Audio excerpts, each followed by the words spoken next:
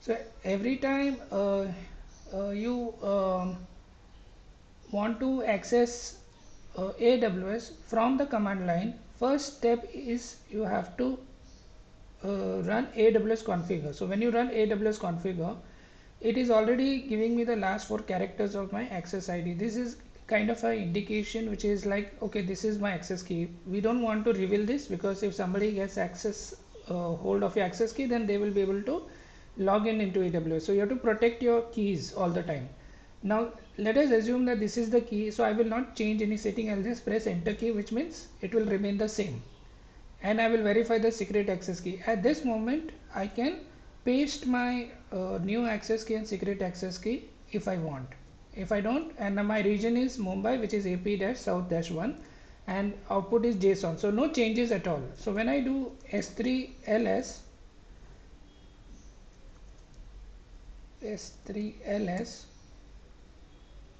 so what am I getting? An error key, invalid access key ID, which means that user is most likely deleted, or that user does not has list buckets permission. So which one is which, you can verify as a root user, right? So you can log in as a root user.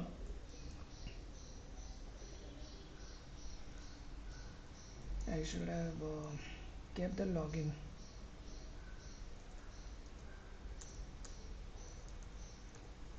This fellow takes time, no?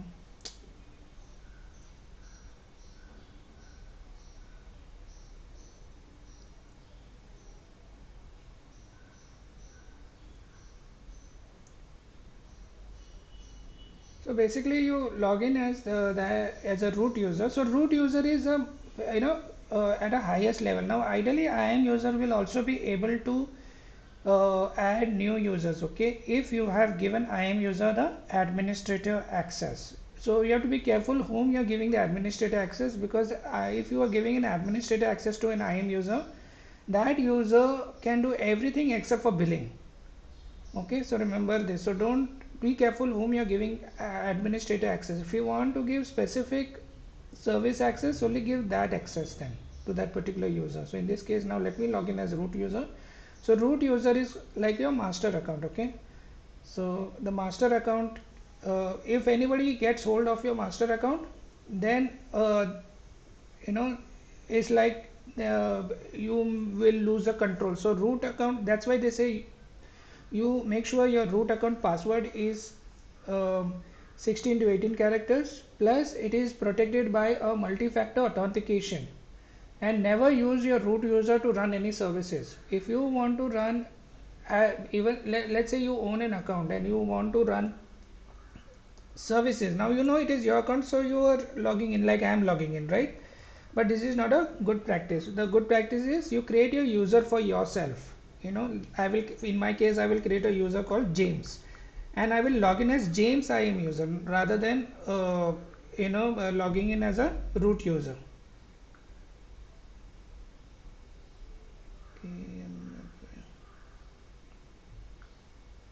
So, so when I give permission to James, what access will I give? It is obvious that I will give James a administrator access, because I'm giving the access to myself. So, so as I told you, the root user can do anything, right? Because not the root user, administrator user can do anything. So we don't have to so it is as good as running as a root user. The only difference between a root user and the IAM user is root user has an additional access for checking billing. So so you can pay your bills and everything, and you can see what is the bills. You can, you have control over that. So this can be a question inside in your AWS exam. uh, you know which permissions do an IAM user do not have, and they will give you the options, and definitely one of the options will be billing. So billing is not something which is given to IAM users at any given time.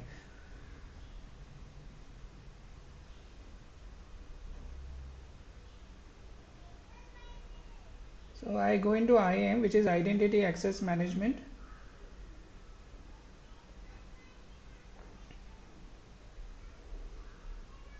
and I see there are no users over here. User 0 means that means I have deleted that user.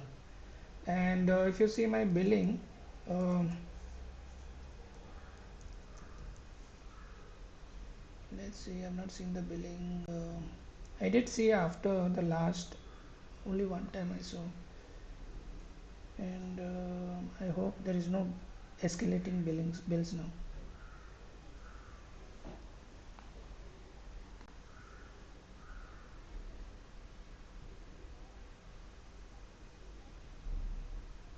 Okay, so they have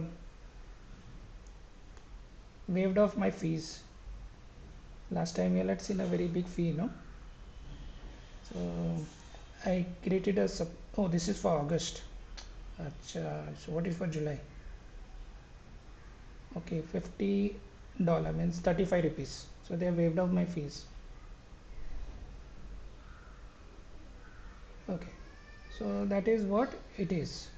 So if I want to give access, so definitely that means this user which I am running through AWS configure is not there, right? 47RM is not there. That's why that access is not there. So you have to create a user, then reconfigure this, and then perform all the operations. So that is how the CLI operation works.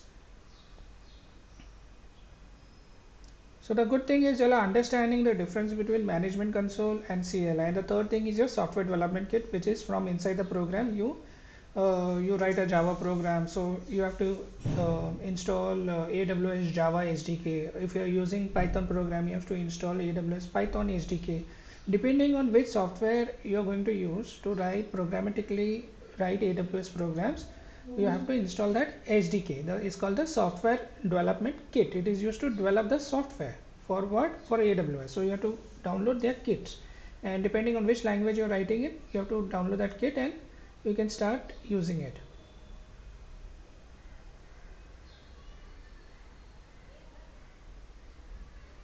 So that can be one of the question, as I said.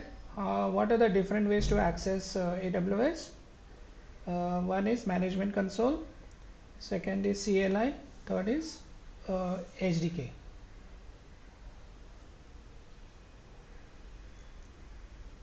Okay.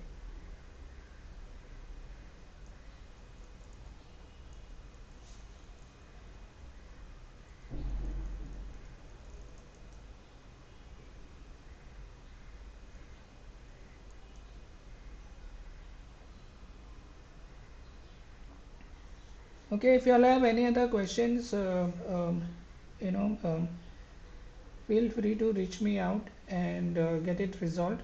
Um, so we'll visit IAM again in a future module. So last time I was just running through, and that's why we touched upon that topic.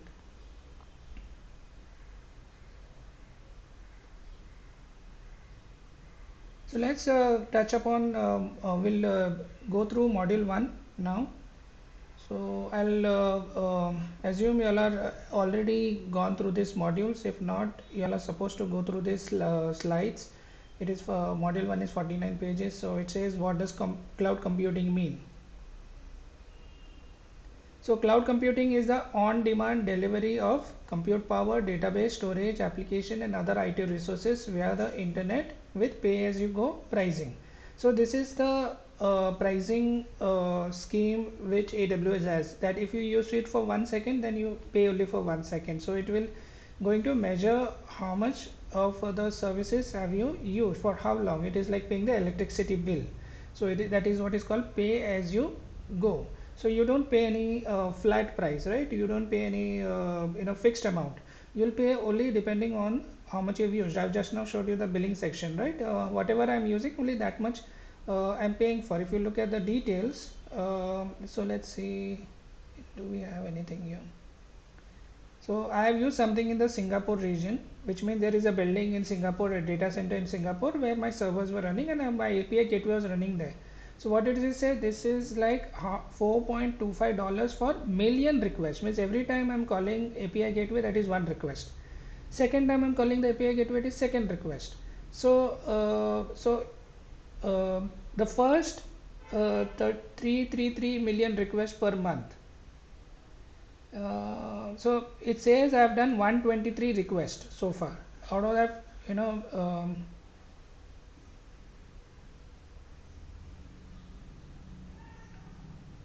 okay, so for the first 333 million, the charges is $4.25. After that, the charges will be more. But I have done only 123, and it is charged me $0.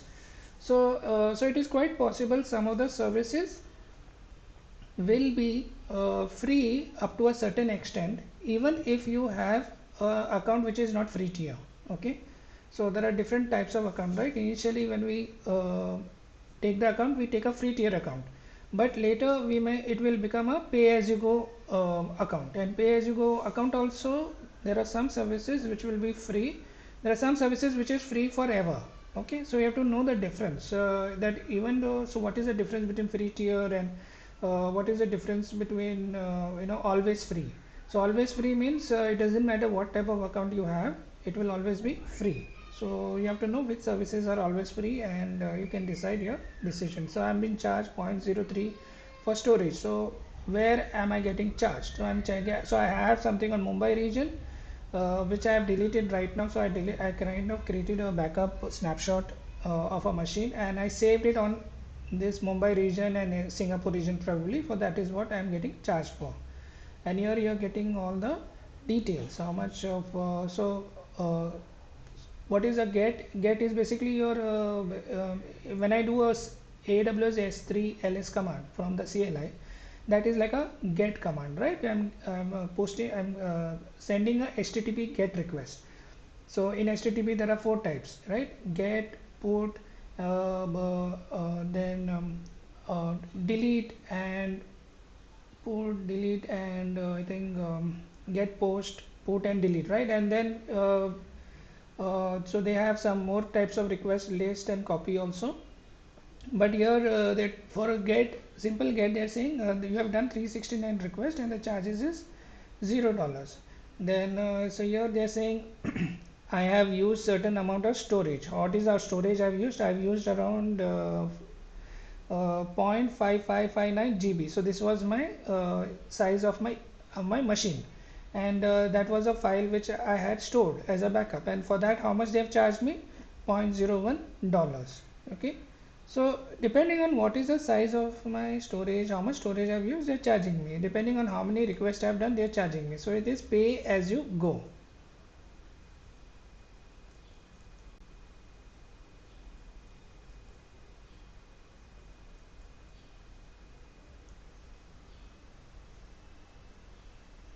So it is on demand means I can on demand I can create a machine, on demand I can create a bucket, on demand I can do anything in cloud, right?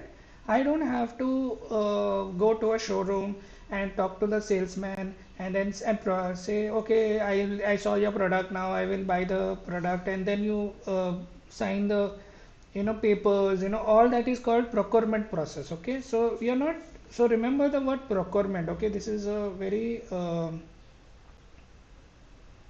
where do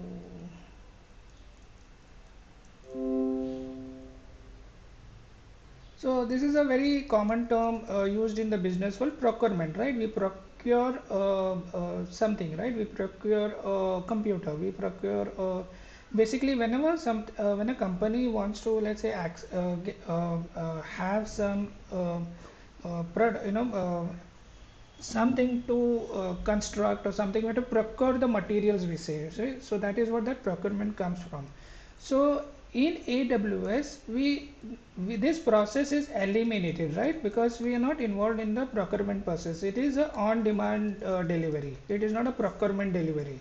So you need to understand the difference. In the procurement delivery, you have to run through a lot of processes of verification, then having a confirmation that you want this product, and making the payment of the product, and then actually getting the product. But so if you want to buy a laptop, you have to go through a procurement process. But if you want a laptop like kind of machine on the cloud, you don't, you just have to go to AWS and create your machine, right? So how do you create a machine? You use EC2 service. So EC2 service is your virtual server. So you click on EC2, and this will create you a copy of your machine, which is your virtual machine on one of the data centers. So where so here in this case, if I'm selected Mumbai, it will create for me a machine on the Mumbai data center, one of their servers. So we'll get to that.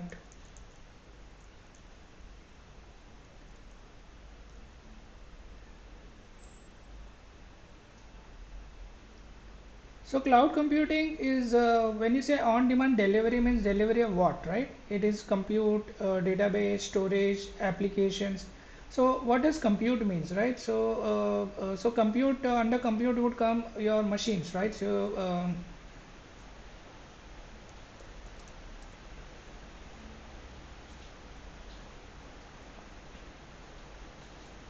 whenever we say machine instance, we are referring to some kind of a compute power actually.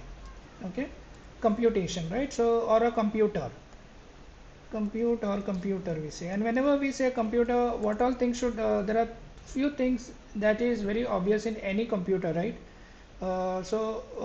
Definitely the first thing, the heart of the system is a processor, right? So without this processor nothing will work. This is a hardware part. Okay, so in the hardware, computer consists of processor.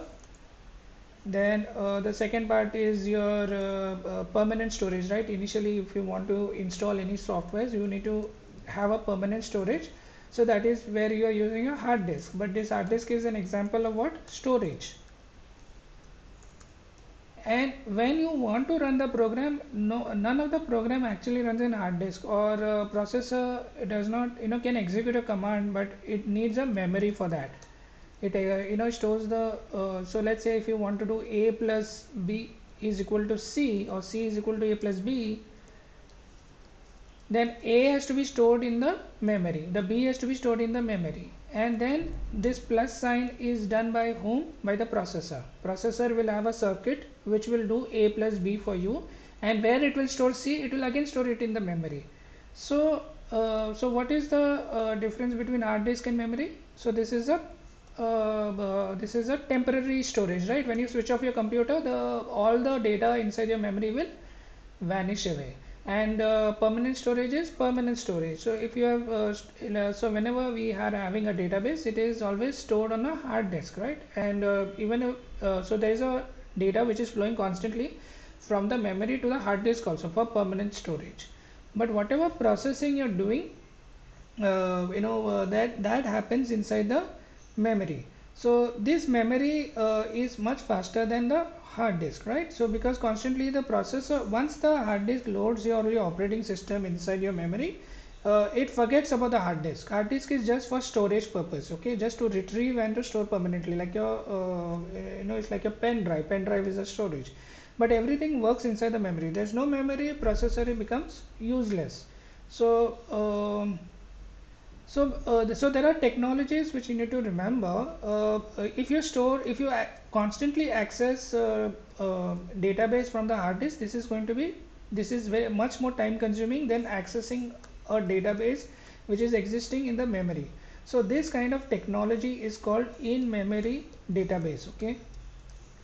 So remember this term, because in-memory technologies are is one of the things which is used these days in your architecture, because your hard disk is like that gramophone. Okay, it's like a hardware, and that is like manually you have to read and write and every time.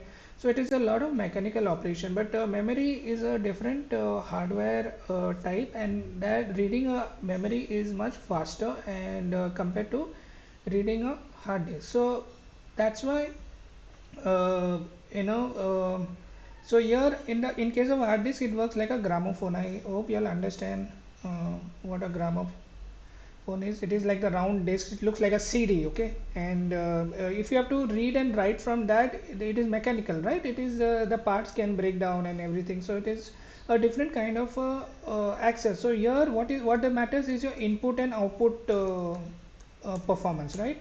uh, So let me draw, let's say, so this is, let's say this is your gramophone or your or your CD also. CD also the same principle will apply. So let's say this is your CD or your gramophone, and there is a read write head. So this read write head is reading the data. This is the most basics of the computers I am teaching now. Okay.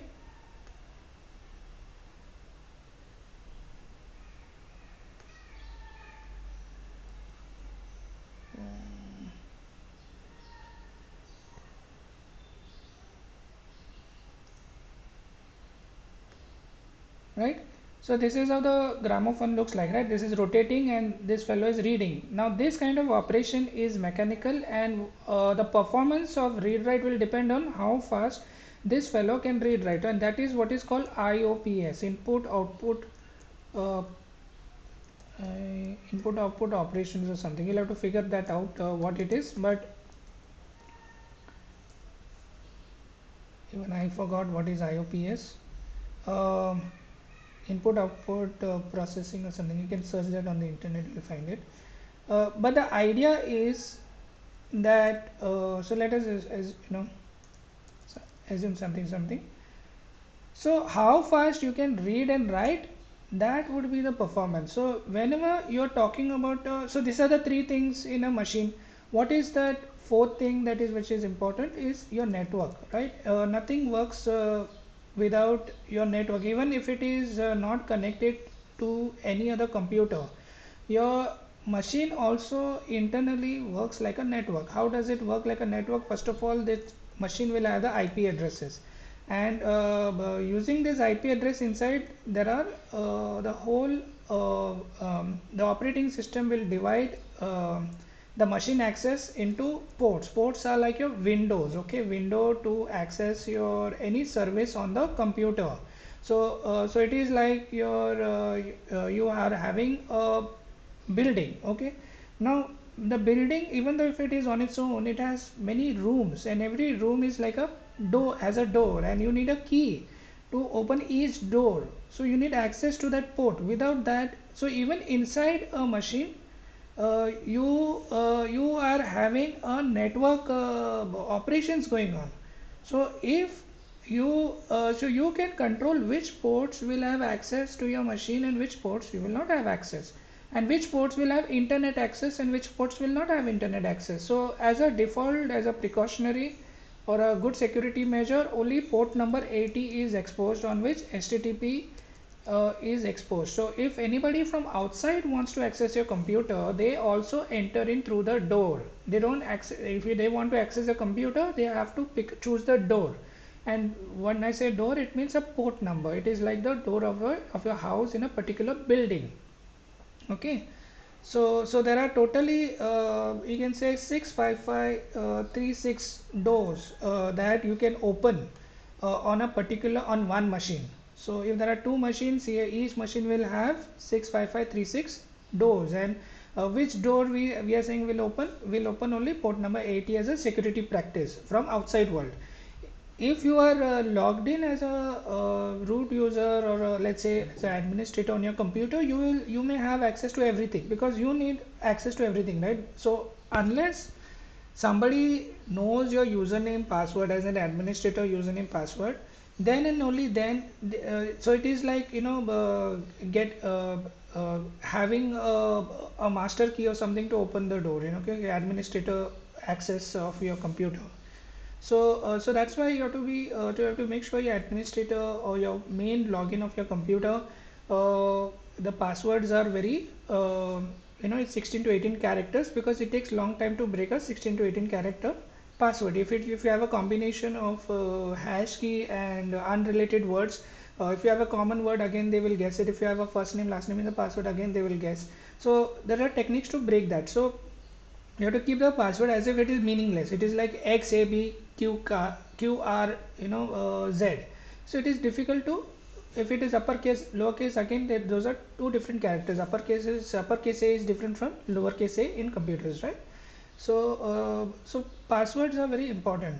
So if they don't have an administrator access, the second way they'll try to get inside the computer is through your port. If you have kept your port open for communication, That is how all applications are communicating with each other. So so these are the four things which is there in any machine. Okay, so when you say machine, machine is equal to what? Processor plus storage plus memory plus network. So without this your computer will not work. So which software helps you to run, manage all this?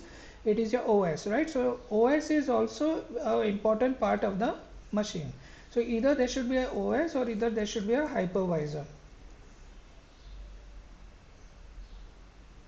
So hypervisor is so OS, the example is like your Windows OS or it is your Linux OS, and hypervisor is basically is a is you can say it is a platform to manage, or it's an OS to manage VMs, right? Virtual machines.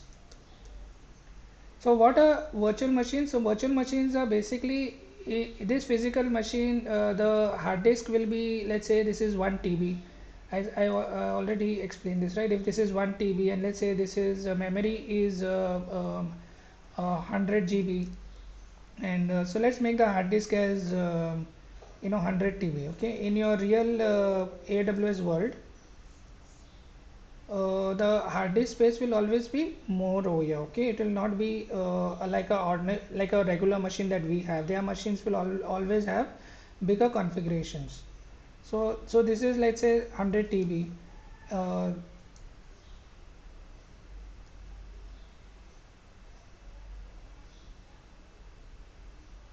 your memory is, let's say, 100 GB, and your processor is, let's say, 60,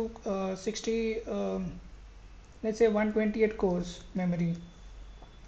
Now this is your physical machine configuration, but when you say I want a machine, are they going to give you 128 cores, 100 TB, 100 GB? No, it is definitely like a very big pizza, right? So you can, when you create a machine, you have to tell how many cores you want. You want a 2-core machine plus this would be your normal configuration, right? You might want a 8 GB storage plus memory. Let's say you want at least 4 GB memory.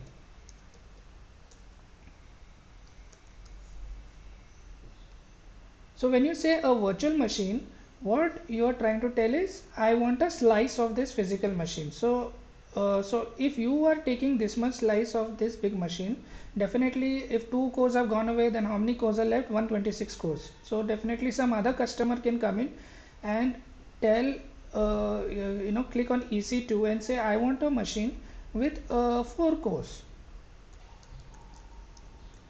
plus I want a 16 GB RAM plus I want 8 GB memory plus I want a special machine with a IOPS performance. When you say IOPS, what are you, the moment now somebody says I want a IOPS performance, means I want a computer which has higher IOPS, means better storage. So you're looking at better storage performance. If you're looking at memory optimized computer, then what are you trying to tell AWS is I want a computer which I don't matter, it doesn't matter to me whether it's a low IOPS or a high IOPS. I want a machine which have higher memory, better memory speed. Okay, so the speed at which you're going to read and write matters a lot, right? And that is how that speed will define how fast your application is working. So depending on how fast and read and write operations you can do. So if you're choosing a memory optimized, then you're looking at a computer which is more focused, which has a better memory power, okay, and better memory read write. And what is the other option you can have? You can have, say, network highly performance network, right? So so when you say network, it not only means network inside the computer between the different ports, but also the network because from a network between your computer and the AWS computer.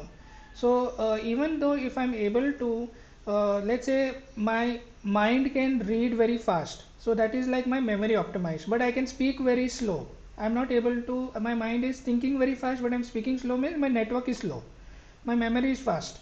So that will not work, right? So if network will make sense. Network has to be definitely as fast as the memory, then only.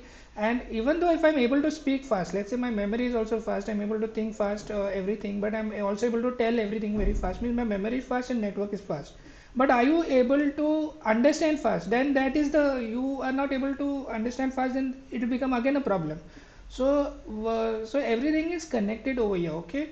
So the speed, even though if I'm increasing the speed of one thing, I'm delivering that, whatever that output of that resource to something else, right, and it flows on through the network to your destination resource. So everyone in the chain has to be fast. And so in for such cases, you have to make sure the network between me and you is fast also, right. So you can receive fast, I can send fast.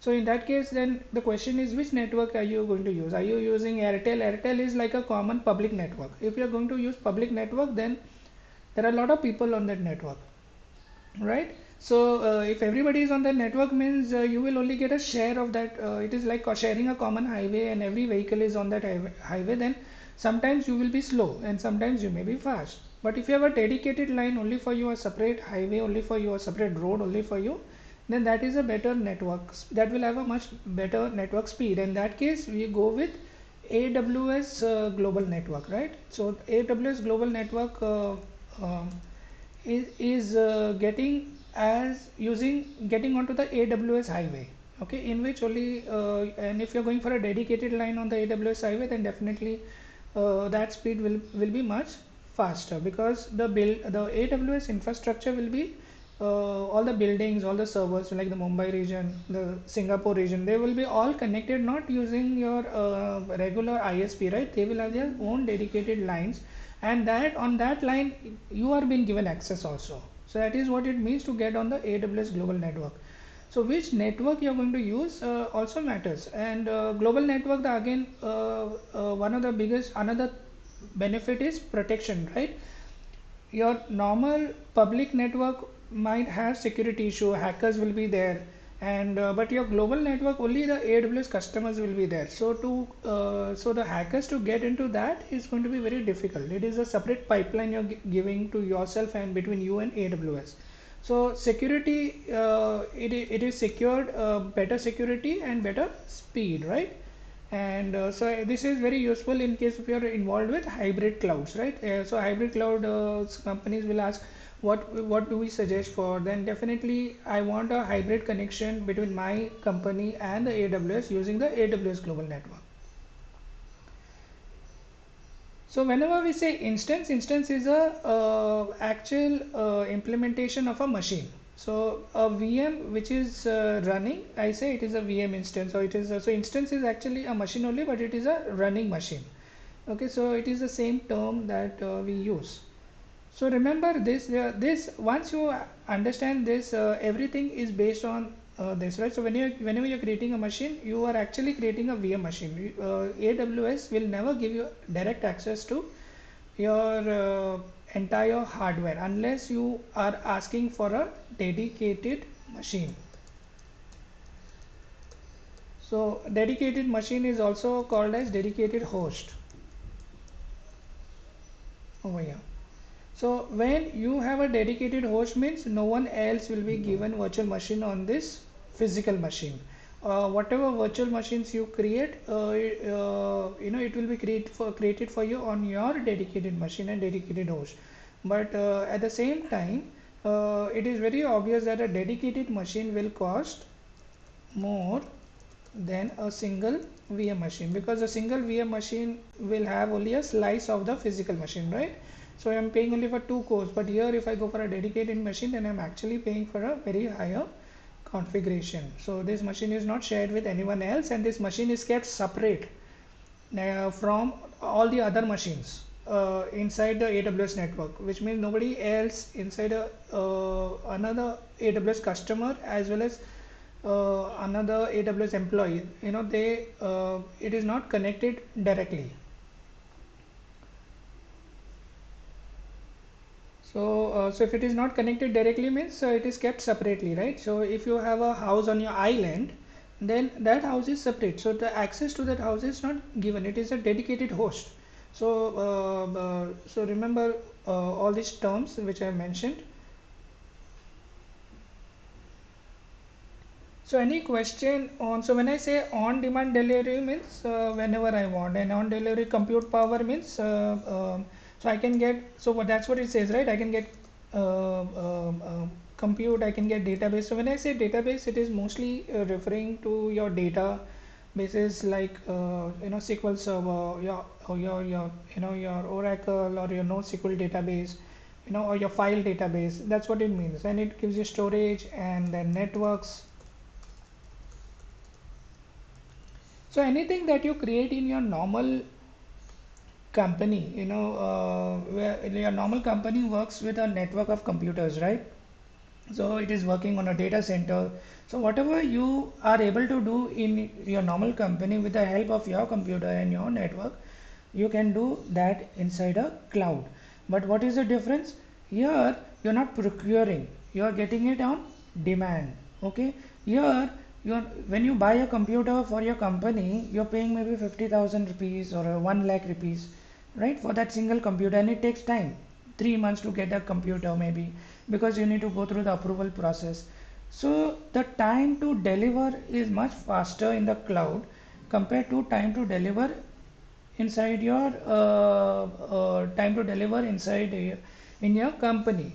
So that is where the cloud, there's an advantage, right? And another good thing is like your let's say I buy a computer for my company, and that computer goes obsolete, or the operating system goes obsolete. Then what do we do? Then all our money is going to get waste, right?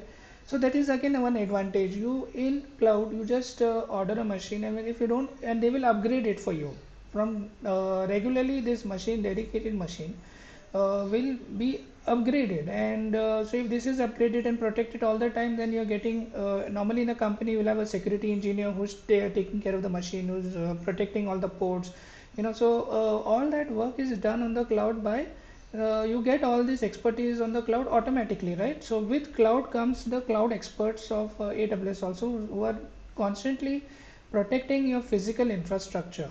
So and yeah, so if you don't need a machine, all that you need to go do is go on AWS and say terminate the machine, right? So that is the option uh, which we seen, right? So one of your labs, okay,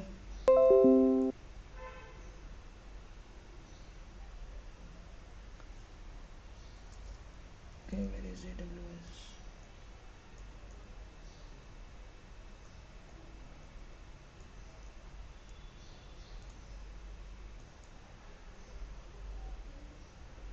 So now nothing is running over here, but so ideally I will have an entry over here, and so I can create a machine over here by clicking this launch instance, right? So one of your labs, I think lab 2 is all about creating an instance.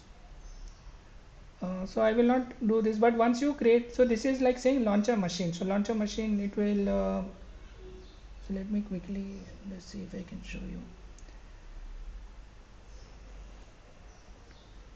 So here it says what type of machine you want, right? So it is saying you want a 64-bit machine, and so it is a free tier eligible. So let's say I select over here. So there are different types of machines with different types of operating system. So this is a 64-bit computer with Linux on it, and it will tell me this do you want one CPU? One CPU means, it does not mean one processor, it means one core. Okay, so one core, so as I told you, a single machine may have 128 cores, and then after that 128 core, I am asking for one piece of that, and then I'm asking for how much of memory, 1 GB. And what is my storage type? EBS. So storage is of different types. So just like we say it is a hard disk, EBS also is a kind of a storage device. And network performance, how it will be? It will be low to moderate. And when we say EBS optimized, we are definitely referring to IOPS. And then once you select this type of computer, you can say this is a T2.micro. So if you're running some machine learning program, then machine learning program might require a better computer with 2 cores and 4 GB memory, right? So I don't want to select that. because the charges for that will be more. I just want to show the options over here, and then we click next configure instance. The number of instances you want means how many, because especially let's say if you're using auto scaling, then you may have multiple copies to be created of the same machine, then you'll increase the number. Then you have to mention the network. Basically any computer will run inside a particular network, so you have to create a network configuration also over here. And so this is your main network, inside which you are going to create a subnet. And so this is all network operation, as you know, within which network you're going to run your machine. And then you're saying to assign a IP address, right?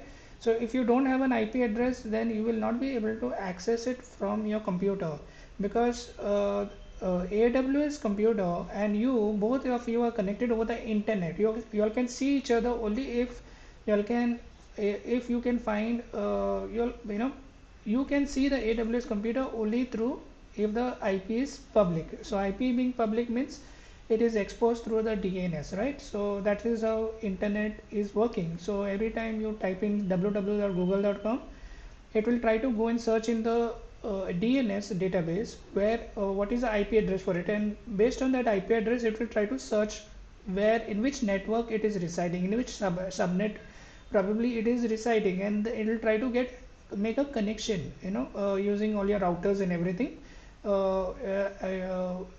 over the internet, right? And that is how networks work.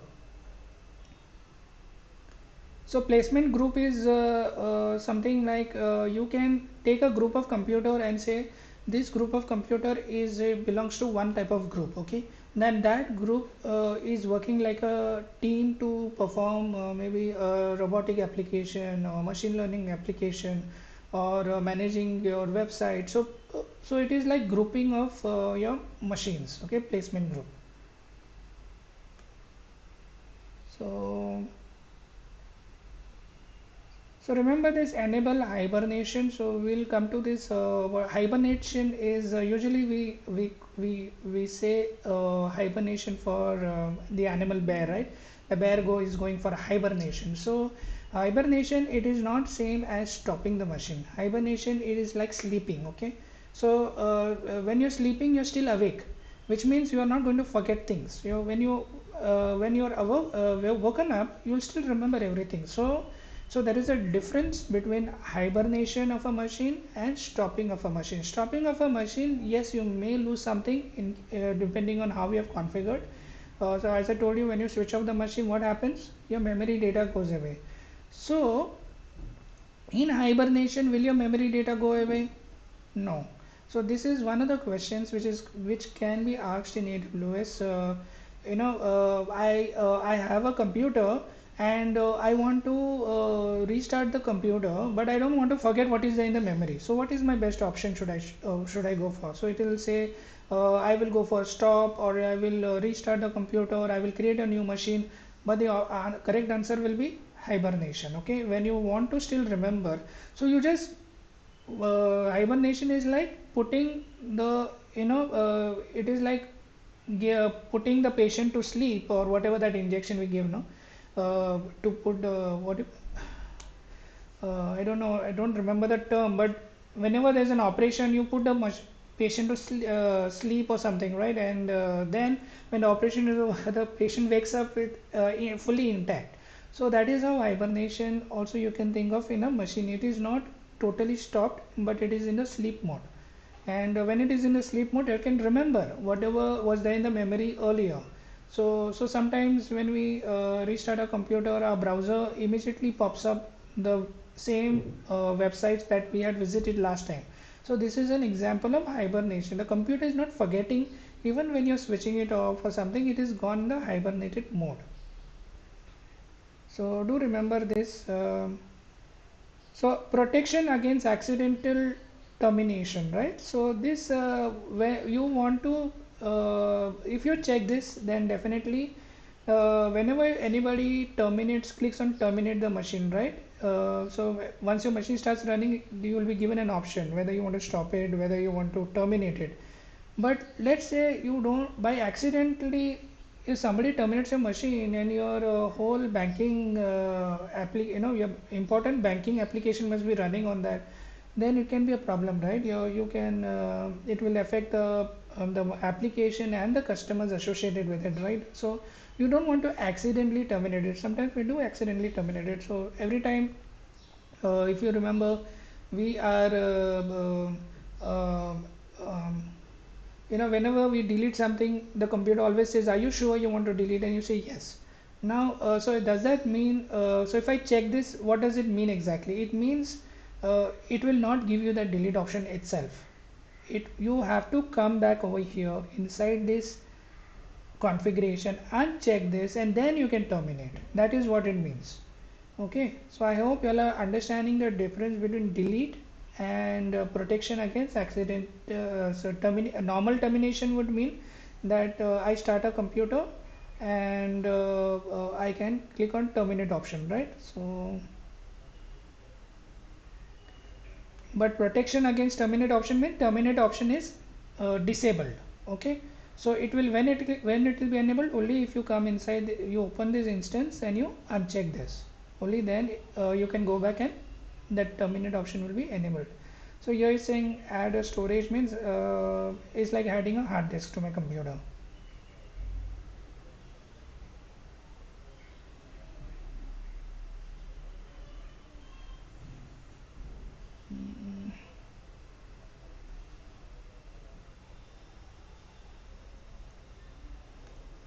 Oh, there is an error because I have not chosen the network, right? So so I can create a new VPC over here, and so it is like creating a network.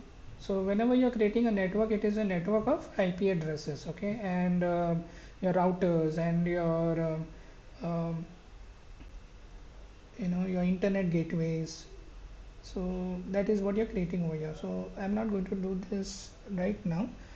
um, so I hope you all have got some idea though.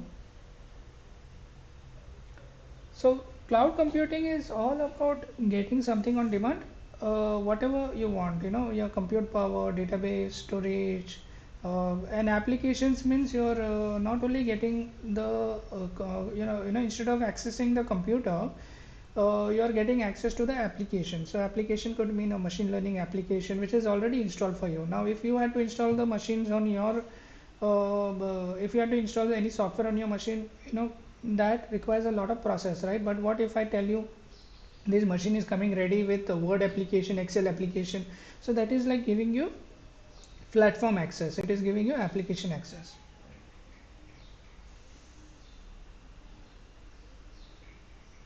Okay, hold on.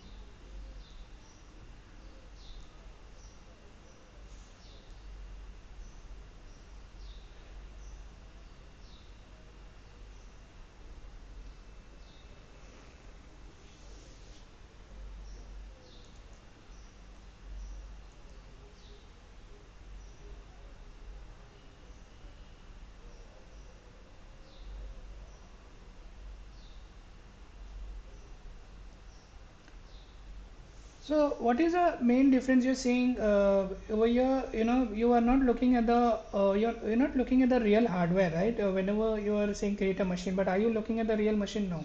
How everything is created? Everything is created either through the management console or through the CLI or maybe through a SDK, and it is done programmatically. So that is why we say we don't think of the infrastructure as hardware anymore. We think of infrastructure as a software. So everything is a service, infrastructure as a service. So we are not thinking of procuring a real hardware which we can touch and feel, but we are still accessing that same hardware using the software. So in cloud everything is driven using software. So you will come across configuration as a code, infrastructure as a code. So that code, the word code means software. Okay, so everything has to run as a code, everything has to run automatically, everything has to be automated. Nothing, you should not have a person having to physically pick up something from X to Y. That part will be done by whom? By AWS.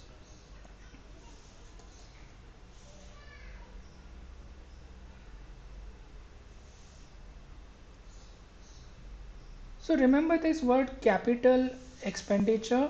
So so normally when you want to get a hardware, you need a space, right? You need to rent up space, you need a staff to manage it, you need a security in place, you need to plan what type of resources you want to purchase, whether you want a 100 GB hard disk. Whenever you want to buy a laptop, you always think about that, right? And what if your laptop, let's say I purchased a laptop, but it was not had enough memory, or did not have enough hard disk, or it did not have something. So once you purchase it, I cannot go back and now tell the whoever the supplier is, okay, now this I don't have this, I don't have that. You have already paid the price for it, and if you didn't plan well, then you will not I will not have the right component. But in cloud, do you have, what options do you have? Let's say your memory was less. By mistake, you, instead of saying 4 GB memory, you said 1 GB. So can you increase the memory? The answer is yes. And that is why the term is elastic. So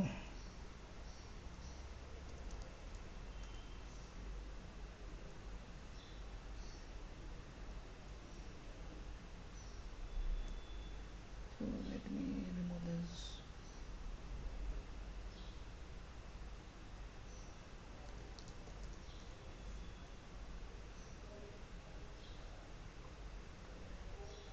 So whenever we say elastic, means it is elastic is like your rubber band, right? It can be pulled. It can, if when you pull it, it becomes long. When you don't want it that long, then you release it. It becomes small. So it is flexible to expand and uh,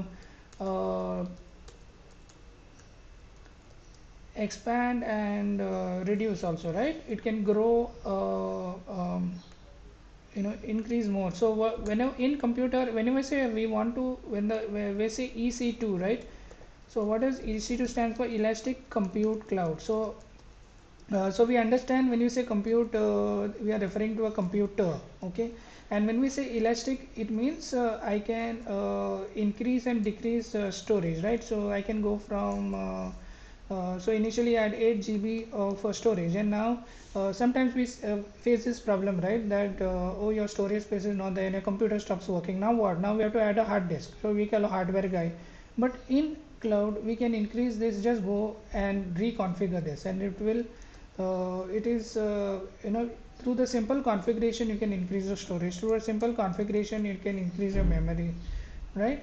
And let's say you had a T2 T1 dot micro computer, right? So that computer had one CPU, and it had 1 GB RAM, right? That's what we saw. You can even change your machine from T1 micro to T2 dot large. And so why this is possible? Because what you are doing, you're not getting a you may get a different physical machine, but actually you're not getting the physical machine. What you're getting is your VM. When your VM is your virtual machine, right? Which is a slice of a particular computer. So and this is nothing but just a software, which is simulating a machine, a software that simulates a machine. So when you're saying I want to go from this VM to another VM, it is just a matter of giving you software with a bigger configuration on a better physical machine. So it is quite possible. I have a physical machine over here, and which has got a physical machine. Let's say it has 100 GB of hard disk. Okay, and so let's say I ask for 10 GB over here, so as a part of my virtual machine, and there are 10 other people over here who have asked the same thing. So if now if there are 10 people who have asked for 10 GB on this physical machine, then how much space is left on this physical machine for anybody else? No, nothing, right? 10 people, 10 into 10 is 100, means the whole storage space is gone. So what will happen in case if you tell AWS, say I want to increase from 10 GB to 20 GB, will that space will be there? So the answer will be no, right? So this is a VM which is running over here with a 10 GB space. what uh, uh, what AWS will do, it will take a backup of this copy, and what it will do, it will shift it to another physical machine over here. And when it does this, it will also give you an additional 10 GB. So wherever the machine is freely available with a 20 GB space, it will just shift your VM. So VMs can be shifted very easily onto any physical machine, and inside the AWS, right? It is just moving from one physical machine to another physical machine. So moment you move it from here, this 10 GB space will be empty.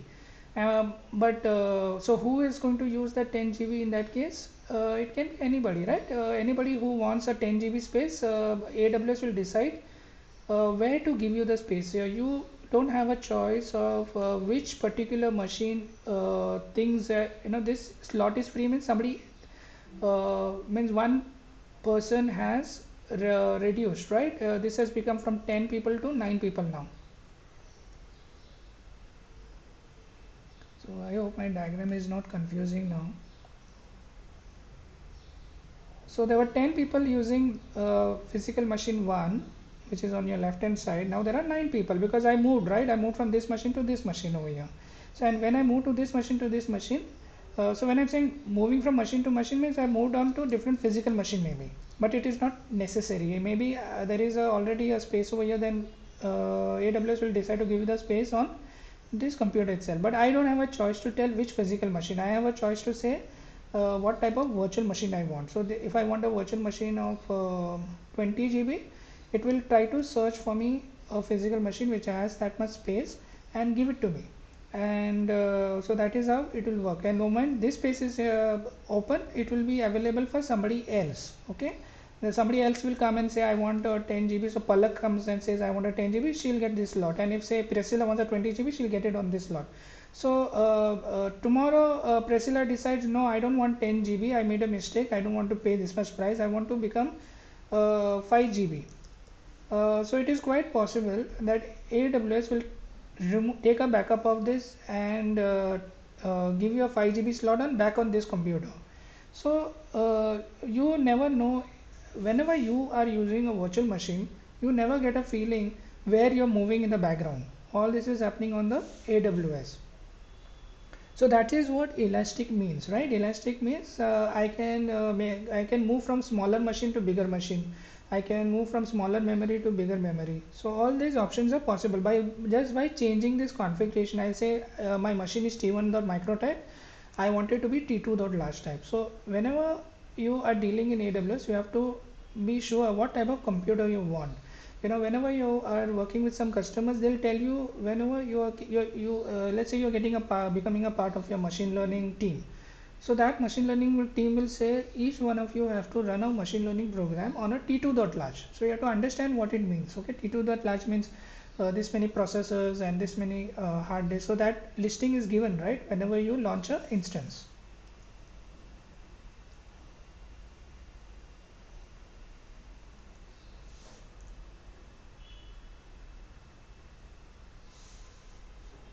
So here so this is a data center. Okay, what you're looking at actually is a data center.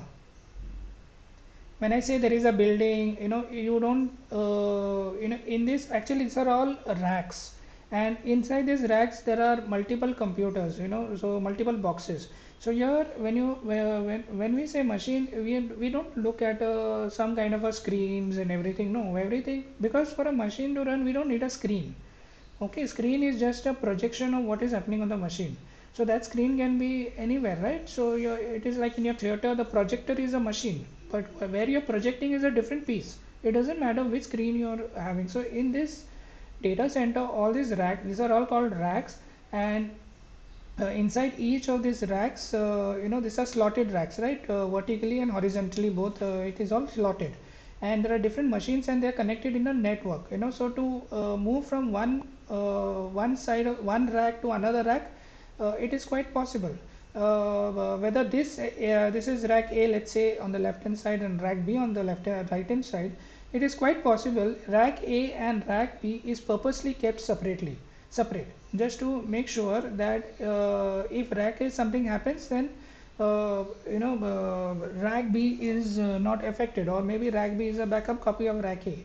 So this will be very relevant when you're learning about placement groups. And as I told you, a group of machines, right? Placement group is a group of machines. So now where does this placement group run? It depends on what is your rack configuration. If you say, I want to run all my machine in a single rack, in a single building, in a single place, then it will run only here. And what is the advantage of running all your machines in a single rack? They are very close to each other. If they are very close to each other, means the networks are very close, it will be very fast to connect to each other. So if you have if sometimes, let's say you want to protect your computer and you say no, if I have four machines, create two on this rack and two on this rack, but they should be part of the same group.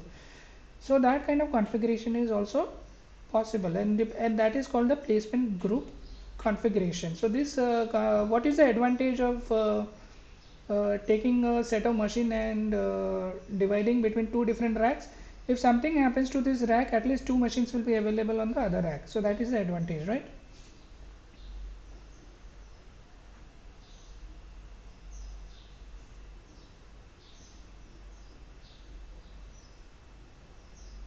So read through all this, okay?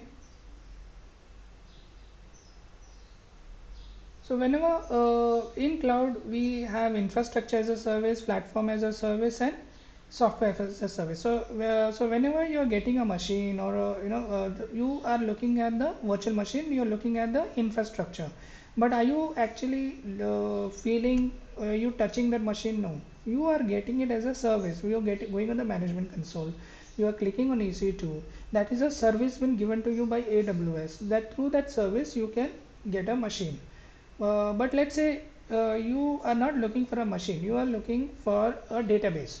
So database is a software application, right? It is like you need a Oracle database. So are you asking for a machine in that case? No, you are actually asking for a database, and it doesn't matter where, which machine it is running on. All that you are trying to tell AWS is, I want a database. So let us see.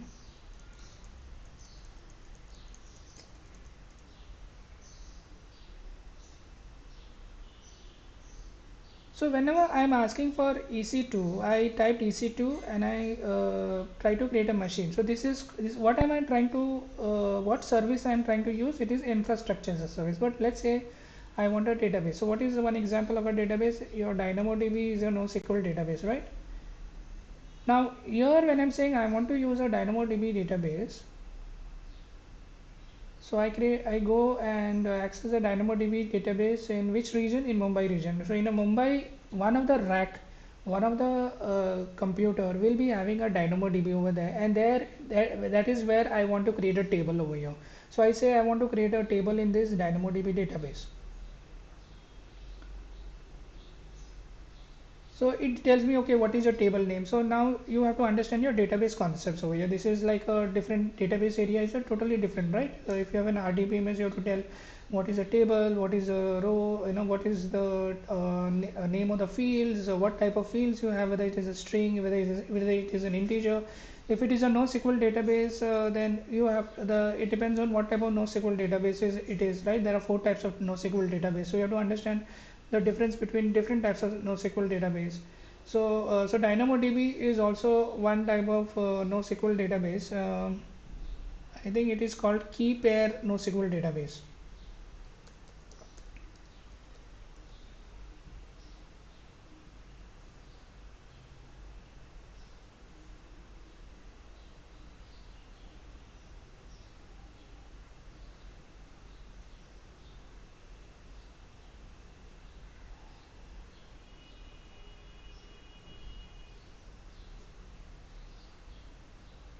So it is says Amazon DynamoDB is a fully managed NoSQL database services. Uh,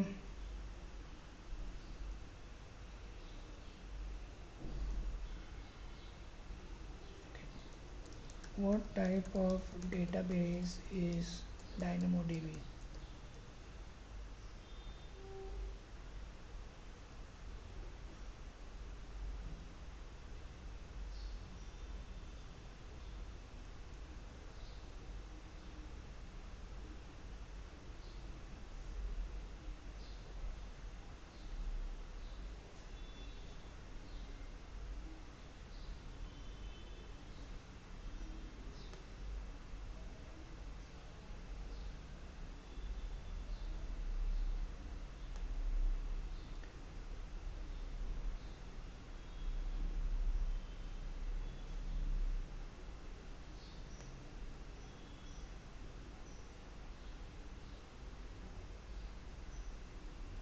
So it says DynamoDB uses a NoSQL model, which means it is a non-relational system.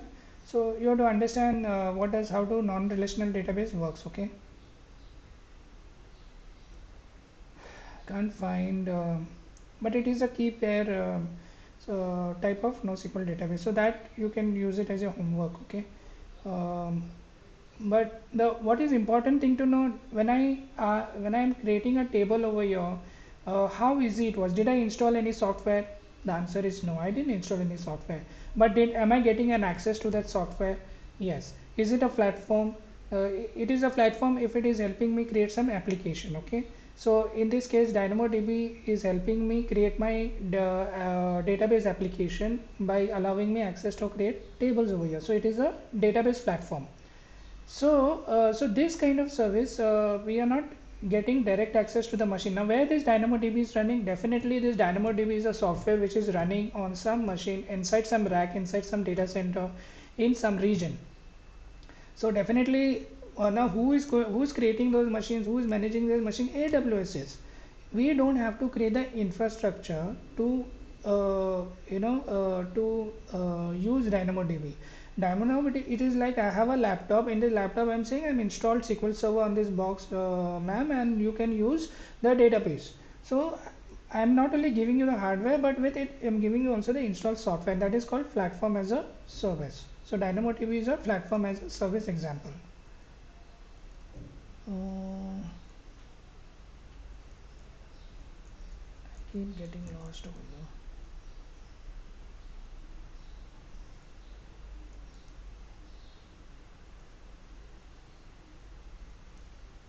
Student guide. Okay. So that is the difference between infrastructure and platform. And what is software as a service example? It is like I am accessing.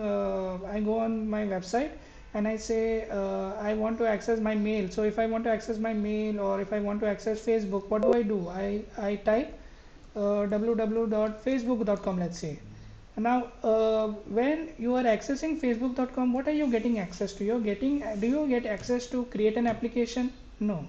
What you're getting access is to the application itself. So facebook.com is an example of an application. It is an example of a software. And you are getting this all access over the internet, and not many people are accessing that software. So it is called software as a service over here.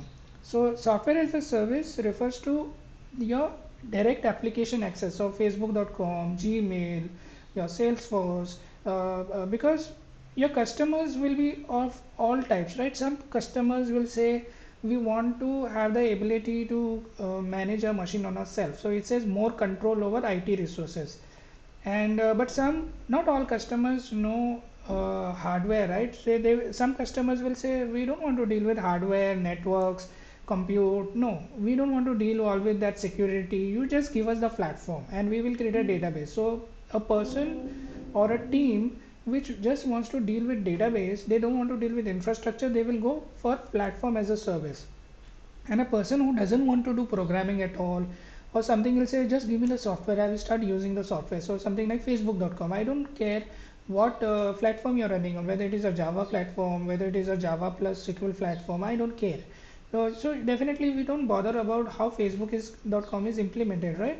What platforms they are running on, or that platform is running on what infrastructure, we don't worry about that. But if you're using facebook.com, can you control the machines which they are running on? The answer is no, we don't have any control. So there is less control over IT resources. So infrastructure as a service has more control over IT resources, and this thing keeps on reducing the more you move from here left hand side to the right hand side. So this can be one of your questions inside AWS, which has more control over IT services. Okay, so IaaS is definitely has more control because you are directly having access, you are very close to the computer. In this case, you are having access to the amount of memory you want, the amount of storage you want, that kind of stuff. But in SaaS is software as a service, you're just simply using the software like facebook.com. You don't have control over this IaaS. Facebook.com has not given you access for infrastructure platform. And if you want to create platform, then you don't have access to infrastructure directly. So remember that there's a difference. You can you can access a infrastructure as a service, create a computer and install your own platform on that and give that access to your team. So that way you will have infrastructure access, but your team will have platform access. So as I told you, read through all this.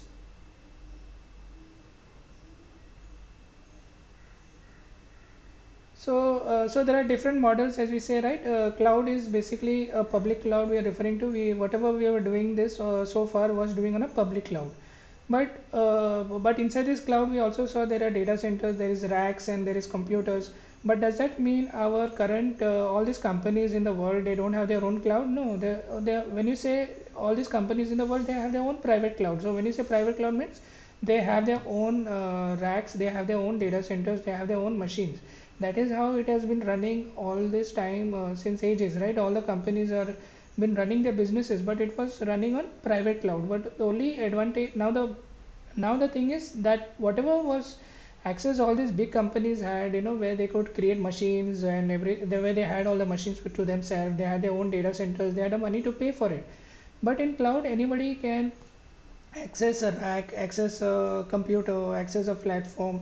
So it is more, so all that the private companies had access to, now even the public has through AWS. So AWS is giving you direct access to their data centers, and that is a so once you give direct access to to normal people, and not only the big company, then that normal person or that one person also can start a business or write an application, and it will have all the resources to it. Whether you require a hardware, whether you require a software, everything is available in the public cloud.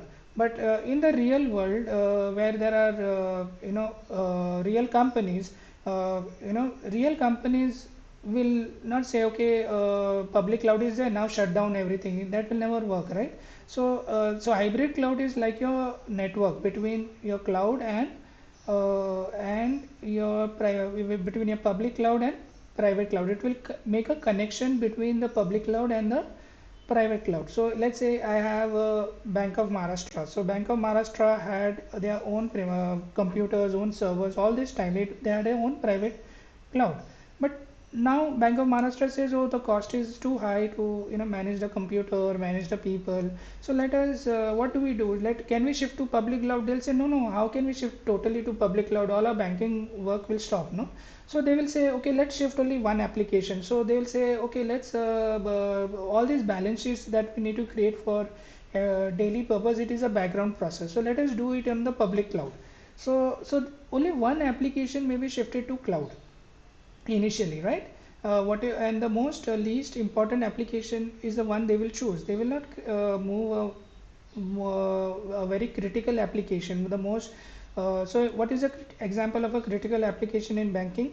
Your deposits, right? Your money. Wherever there is a money involved of going in and out, that will be considered as a critical operation. Whenever there is a report to be generated, a report, even if you don't generate a report, you're not losing any money as such. Okay, so that report is a less critical operation. So that kind of applications can be shifted to a public cloud as a strategy.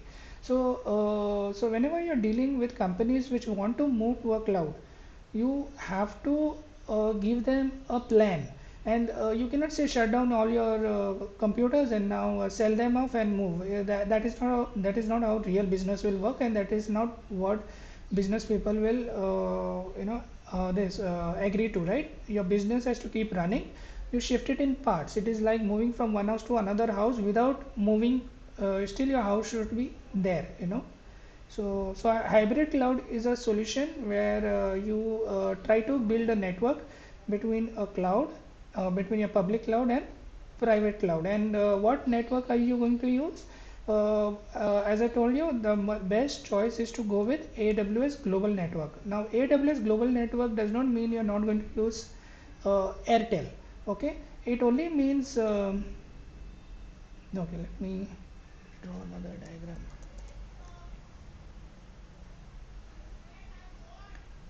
So let's say, so I have a AWS public cloud, right? And it is where it is. I want to create a machine. I want to have all my machines installed in Virginia. So in Virginia, I do have that region, right, in AWS. So, and let's say my company is in, this is Bank of Maharashtra, let's say, and they have their own private cloud, means they have their own racks and own computers, own servers, everything is here. Now they want to make a connection between this and this over here. So definitely they need internet for this. So one option is, you subscribe to Airtel, right? Airtel or Jio or whatever, and let's say you go with this particular ISP and you pay them for internet access, and based on whatever IP addresses over here, you connect from here to here. But one option, the other option is also you use, as I told you, global AWS global network. So that global network will be available till this point, let's say. So all that you need to do now is you make a connection to this global network, to the nearest network point that is available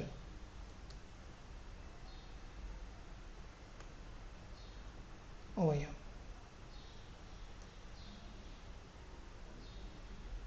So from your private cloud to the nearest network point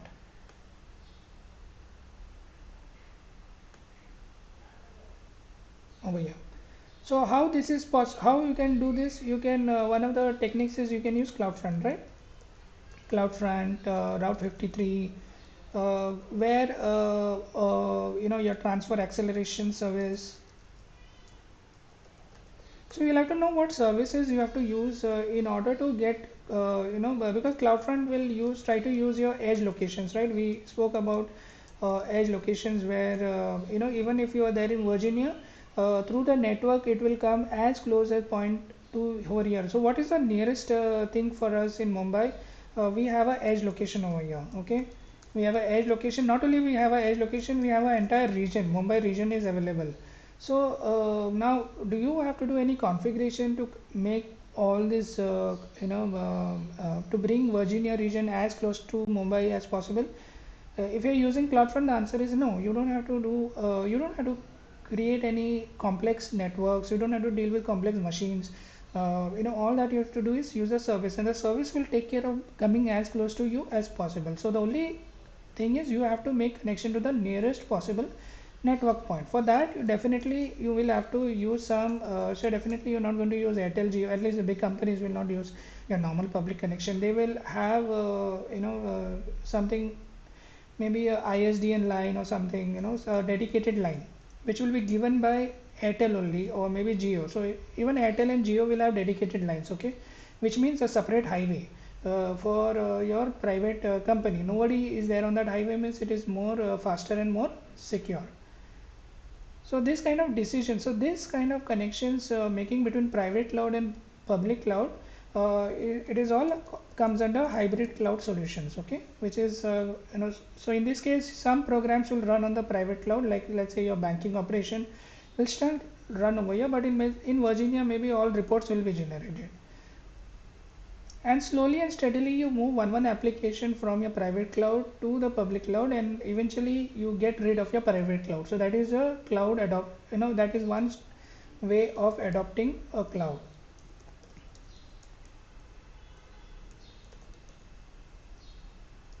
So remember this word cloud adoption framework, because cloud adoption framework is basically AWS has come up with its own advice. If you want to move anybody to the cloud, what are the important things you have to consider? So definitely one of the important thing is you have to convince everybody, right? If you are a important person in Bank of Maharashtra and they tell them, let's shift to public cloud, will they agree? No. So they will say, Arey, business will be down. How can we shift? All that problems can happen. So you have to convince, because ultimately they are paying the money, no? So they are your customers. No matter how good the cloud is, ultimately they will decide. They are the stakeholders. So cloud adoption framework is basically the best practices that AWS is recommending. That whenever you are, want to move anybody to the cloud, these are the steps that you need to do. These are the processes you need to follow. These are the things you have to look out for.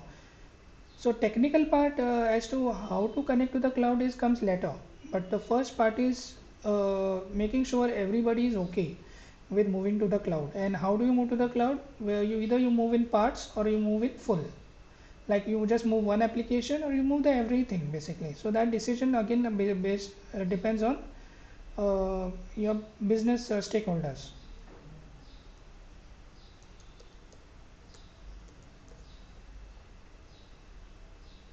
So I hope you understand public, private and hybrid cloud.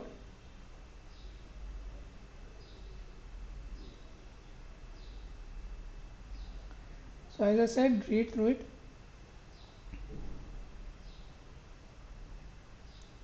So here you're seeing traditional on-premises IT space. So whenever you see the word on-premises, remember private cloud. Okay. So on-premises means it is within my premise. You know, premise is like your location, right? So on-premise means it is on my location. So traditional private cloud will have firewalls, will have your ACL, access control. I think access control. I don't remember the L part, but just look out for it. ACL is so basically who is able to access your network or do not have access to the network. If you want to give port, I told you right, the ports have to be opened and which ports you're going to open. So this kind of accesses can be defined on the ACL level. And your traditional on-premise will have administrators. So if you look at Bank of Maharashtra, they will have a firewall, they will have ACL, they will have an administrator, they will have a router, they will have all these, they will have on-premises servers, they will have storage options, they will have database RDBMS. All this is now available on AWS through all these options over here. You have a, so let's say if you want a server, so here you have a EC2 instance. You want a network, so on the right hand side you have a VPC. You want a firewall, so you have your security group over here. You have your administrator, so here you have a IAM. So for here you are on the left hand side on your private cloud you have ACL, so in a public cloud you have network ACL. So everything that you have in your regular data centers inside your private company, inside your private cloud is also available on AWS. So it is the same thing. So EFS is your elastic file system, S3 is your simple storage service, EBS is your elastic block storage. These are all storage options, and RDS is what your database option. Like as I told you, DynamoDB. DynamoDB is a non-SQL database, and RDS is your relational database system, which basically helps you create relational databases like Oracle, SQL Server, and so forth.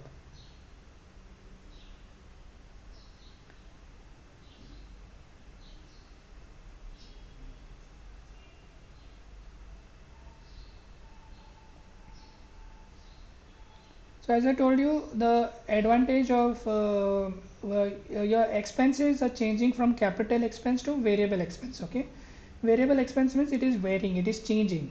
So it is pay as you go.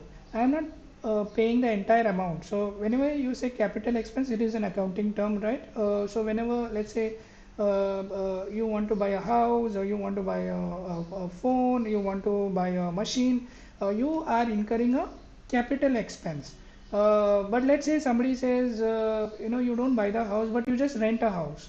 Then that becomes your variable expense. Okay. So cloud operates using what? Variable expense. It is trading your capital expense. It is saying instead of putting your money in capital expenditure, put your money into variable expenditure. That is much cheaper. It is better instead of paying 1 lakh rupees for your laptop, you create a machine on the cloud and just give $1. So there's a very big difference, right? And so we already went through all the advantages. So this is one of the advantage. Okay, so there can be question on the advantages. Economies of scales. So economies of scale means if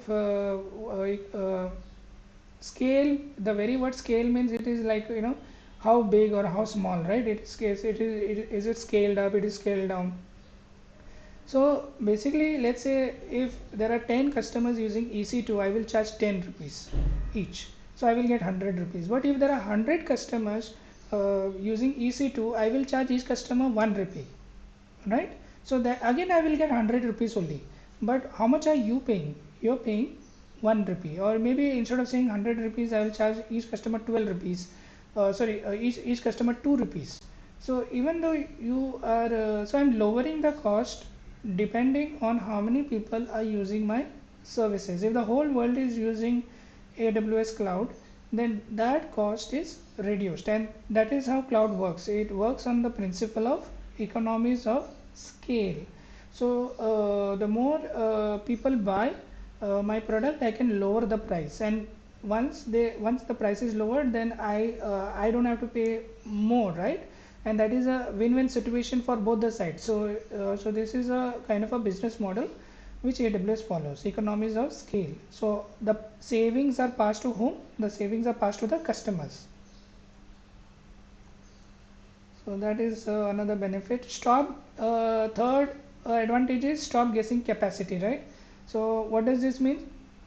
Like initially, if you have to buy a laptop, you have to decide I want a 20 GB hard disk, and if you made a wrong decision, you have already bought the laptop. But in cloud, I can go with a 8 GB hard disk and says I want only 8 GB hard disk for now, and later if I want more, I will decide later. So I don't have to plan, I don't have to guess how much I need. I just have to go with a minimal configuration, and if I need more, I will ask more. If I need less, I will reduce it less. So so that is what it means, stop guessing capacity. So that is another advantage of you don't overestimate your server capacity, you don't underestimate your server capacity.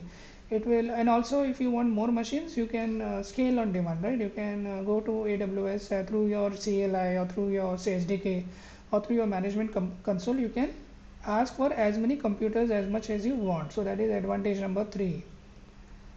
And how fast it is to get a computer on the cloud? Less than a minute, right? Or few minutes maximum. So compared to buying a laptop, how much time does it take to buy a laptop? It can take months. You have to convince your parents, and then you will have to bring the budget together, and once a big budget is there, then only you can purchase something. But in cloud, just go and pay $1, and you can launch a machine for yourself and install whatever software you want on that, right? So there is an increase in speed and agility to acquire resources. Agility means how fast. So remember that word agility, how fast. Okay.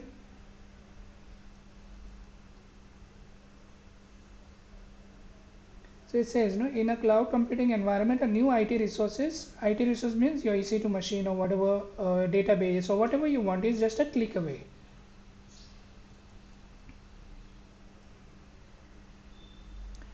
So what is another advantage? So stop spending money on running and maintaining data center. So Bank of Maharashtra had this building, had all the servers. It's saying you stop managing all that.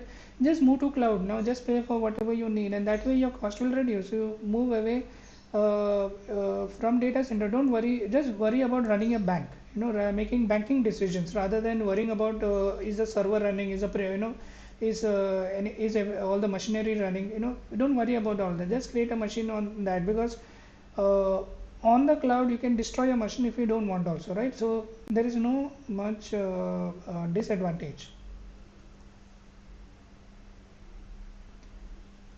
So what is another advantage? You go global in minutes. So as I told you, right, I want a machine in Virginia, my customers are in Virginia, I want to host a website there. Can I go global in minutes? Can I immediately create a website for them, or immediately create a machine for them, immediately create a network for them? Can I immediately give them that entire data center? The answer is yes, you can go global in minutes. So that is another advantage. So there can be questions on what is the advantage of cloud computing. So you'll be given different options, then you will have to um, you know choose the right option. So read through all this. So in AWS services, you can think of all types of services, right? So you can think of infrastructure service. So in your infrastructure service, definitely compute will come. Inside your compute, EC2 will come. Then you have a platform services. So in your platform services, your artificial, this is your AR, means augmented reality and virtual reality platform is there. Database platform is there. Blockchain is there. You want to create whatever application, that platform is there. You want to create a blockchain application, access the blockchain platform. You want to create a database application, use a database platform. You want to create a virtual reality application, use a AR and VR platform. So everything is come installed for you. You don't have to worry. That is the main concern, right? These days, that whenever we want to get into any technology, we have to know how to install, how to configure, how to run. But here, cloud says no. Just go on the AWS Management Console and say I want a AR VR service, and then you simply take your program and run on it. So everything is coming installed. And you may have software as a service, in the sense you will have Salesforce application available on on AWS, but that depends on which company is giving what software access, right? So AWS is mainly so if you want to provide software as a service, definitely you can create a software on AWS platform and so sell your software as a service, okay? But AWS is mainly focused on infrastructure, and the maximum it goes up to is your platform access.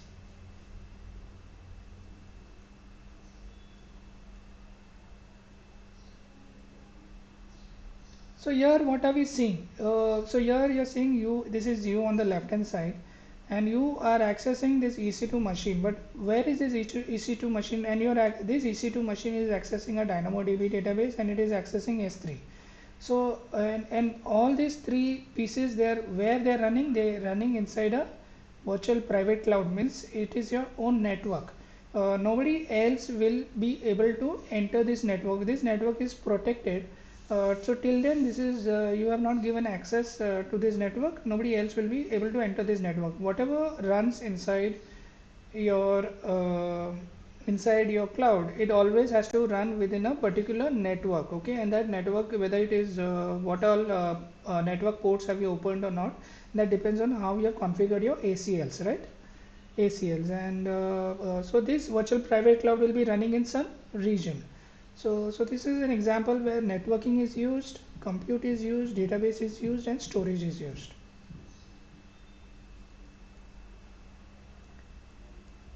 So then you have many other types of services over here.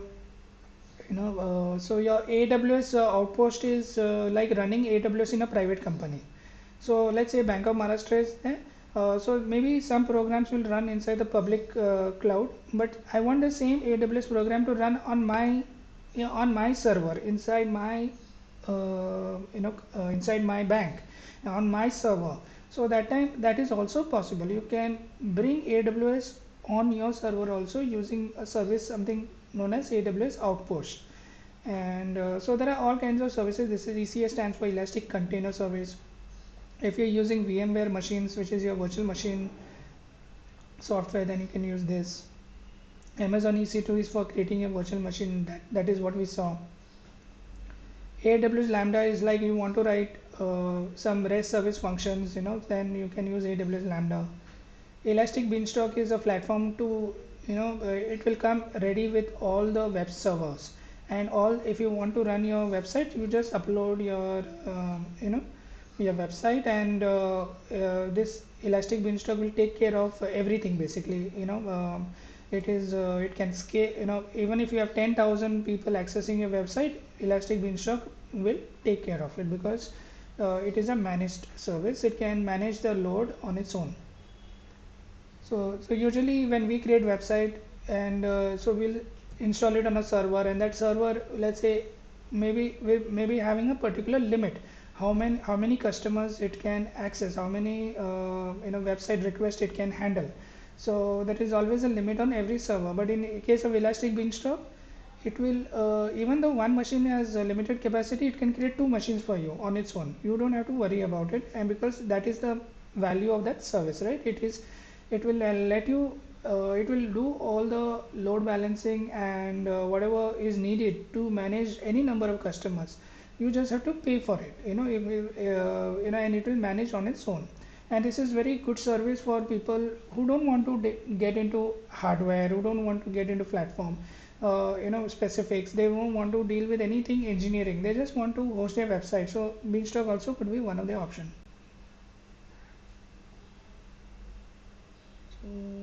So you need to study, at least understand what these services are.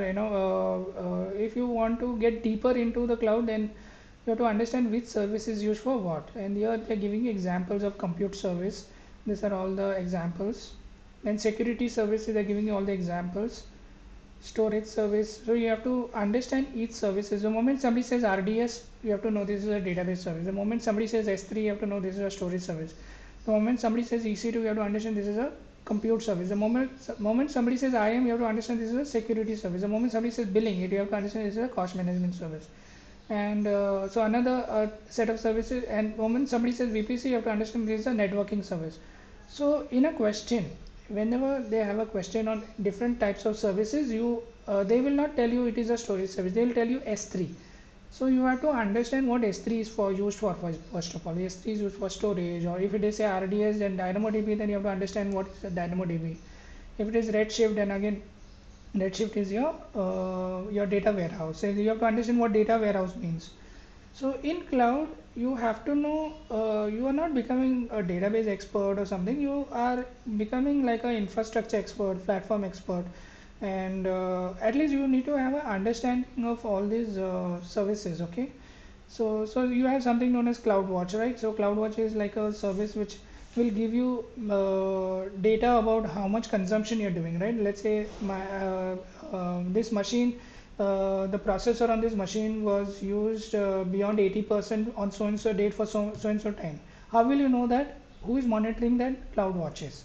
So CloudWatch is constantly collecting data about all these other services that are running. If you want to know who did what, when they did it, how much they used it, you need to have a report, right? So how can you generate that report without monitoring?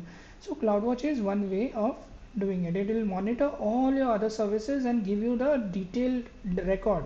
If somebody wants to go into billing, definitely the billing will use CloudWatch services, right? If he wants to know how much services were used. So this is it's not that these services are separate from each other.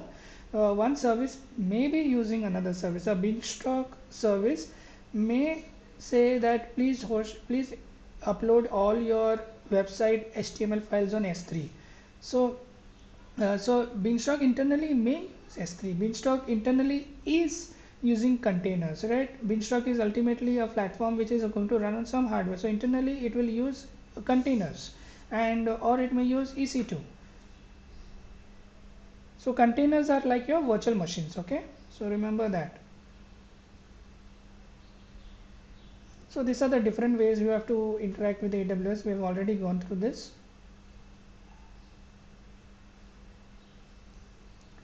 And I say cloud adoption framework, right? So cloud adoption framework, what it does, it gives you a way to move a private cloud to public cloud. So whenever you're moving from private cloud to public cloud, there are a lot of different aspects involved, right? First of all, you have to know what business are we trying to move. Is it a banking domain? Is it some kind of a media company which is dealing with Hollywood, Bollywood, let's say, or is it a small company? Is it a big company? How many? Who is running this company? Because ultimately, those people have to say yes, no, to you to move to the cloud. What is the governance policy means? Is it a government related application? Are you running anything relating to medical data or your Aadhaar card information? So can you move your cloud to Virginia? The answer would be no in such case. There is some compliance, right? So you have to understand even the compliance part. Even before you move to the cloud, you have to understand the business. You have to understand who the people are. Because this may not be an IT company you're supporting. This may be a company which is like a banking company. So banking company, they don't have IT. IT is a support element over there. IT company, an example of IT company would be TCS, right? So TCS has a different kind of people compared to a different kind of people in banking. So whenever you have to move to the cloud, whoever has to move to the cloud, you have to know the business people and governance. That is one part. The other part is the technical team definitely is going to be there wherever any business has computers, servers, and all this security. So it is quite possible the business will say yes, we will move forward, but the security, somebody in the security will say no, it is not secure. You cannot move this application over there. You need to have this kind of measures. So you need to have a buy-in even from the security team. So moving to the cloud, you need yes from all this. You need to get a yes or positive answers from everything. You need to get operation. What is operation? So operation is basically, as I told you, right? We spoke about DevOps. So DevOps is like your delivery guy. So Zomato is like your operation. So you some one day some all the customers say we are moving to the cloud. The But that cloud, the Zomato is not on the cloud. How will it will operate? Let's say, I'm not saying it is not on the cloud, but let's say it is not on the cloud. You're dealing with Zomato, but they are the operation guy. They're delivering your food, but suddenly you move to the cloud, and now they are not able to operate. So the business will come to standstill. So you cannot say I will stop my business. Operation is all about the business is constantly running. We also use the term called lights on. So I'll just type it.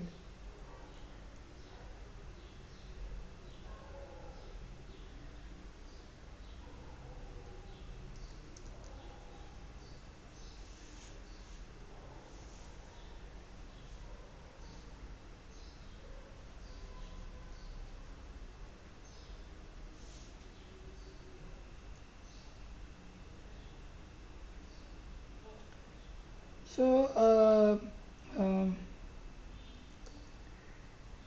so operation is, you can say, a running business, right? But it is not only running business. We're talking the technology that is used to keep business running. So this technology might you will be using some servers, you will be using some softwares, you will be having some websites. It is a combination of everything, right? So your operations cannot stop. The business cannot stop. Business stopping means you're stopping your income. So it is quite possible. So you need a, yes. So then platform, then your platform. So let's say you are using COBOL over here, and you're saying move to the cloud, but then your platform is COBOL, and then you say, is AWS supporting COBOL? If the answer is no, then you cannot move. If you're not able to move COBOL, then how do you move? Then you need to have a migration strategy, right? So whenever you are moving to the cloud, you need to not only get yes from all these teams. There are different teams responsible for all of this, and but you also need to have a strategy how you want to migrate. Do you want to migrate only the reports? So reports, as I told you, are a less critical operations. Or you want to run a move a batch program. What is your batch program? Batch program is basically, I want the total of all the money that was deposited today, right? So I will have to run some program, go through all the transactions, then add it, and then come up with some number. So that this kind of programs can be run in the background. It doesn't have to happen in the front end, and that can be done by batch programs. So reports are like less critical operation. So your deposits, transactions, right? These are more critical operations. So even though you want to move to the cloud, your strategy should be very clear that first you will move the reports. If this is okay, then I will think about, I have a strategy for deposit. So I will move in parts, I will move in layers. So that is what is called migration strategy. So if COBOL is not there, then how do I move COBOL? Maybe I'll take the database of COBOL and shift it to DynamoDB. So I'm changing the architecture itself, right? I'm changing the platform itself. So if I have a Oracle server on my private cloud, I will say Oracle is already there on the public cloud. So it will be a simple straightaway shift from Oracle to Oracle. So that would be my migration strategy. Whatever is fast, whatever is long term, whatever is secure, you decide your strategy. So sometimes this version, it may not be a good decision to move direct by one to one mapping, just like Oracle to Oracle. Maybe you want to change your platform, but you need to make all these kind of decisions. But whatever decisions you make, that cloud adoption framework is exactly about all that. And if you read the document, you will go through all the the different perspectives and the practices that, or what the things that you need to do for adopting the framework to make sure everybody is having a buy-in. So usually there are very less questions I've seen on cloud adoption framework, but in AWS. But I hope you understand, and that is what this module is all about. So with this, we're not done. Any questions so far?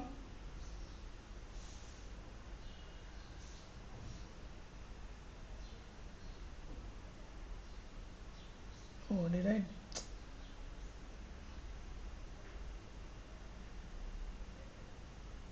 Can somebody speak up? Any questions?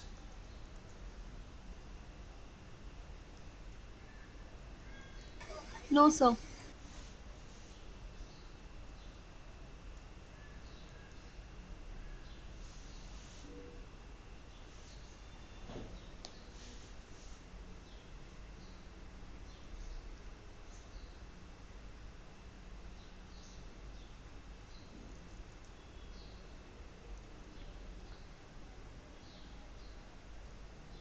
Let's go through this slide.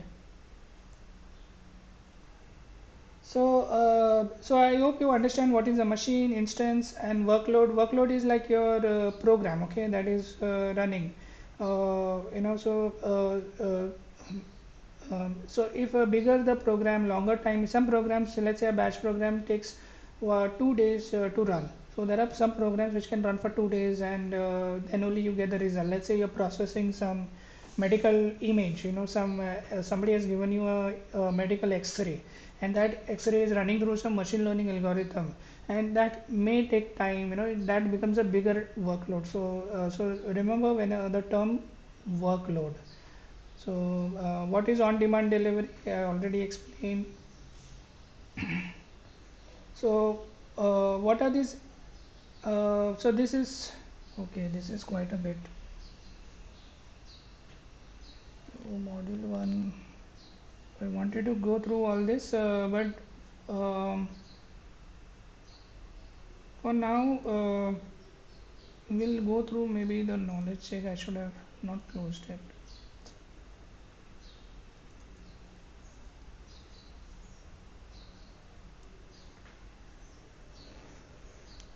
So, so AWS has, is kind of offering special 100 hours credit. If um, so I can give it to you all $100 credit that will run for 1 year. So usually when you go for a free tier, it is you get it only for 1 month, $100. But this is a special access uh, which AWS is ready to give to the students. If so I'm not sure, because I'm my main concern is you all may not use $100, and it will go to waste, because every time you all are creating free tiers, if it is not used, then there's no point. Actually it was meant for projects. So after looking at different projects that the students are doing on AWS, they came up with this plan to give $100 for projects. So I'm thinking whenever you all are doing projects later, maybe that is the time I will give you that $100 access to the AWS. But I can give you that access even now. It's just that it is your meter will start today, in the sense it can be used only for 1 year.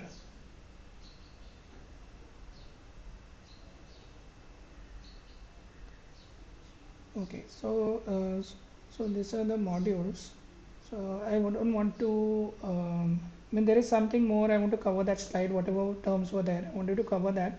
But right now, I don't want to do all that. What I as a homework.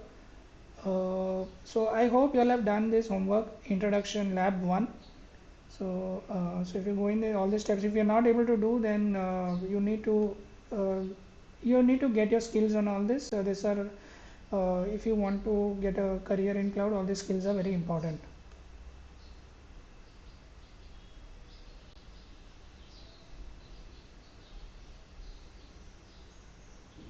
is EC2?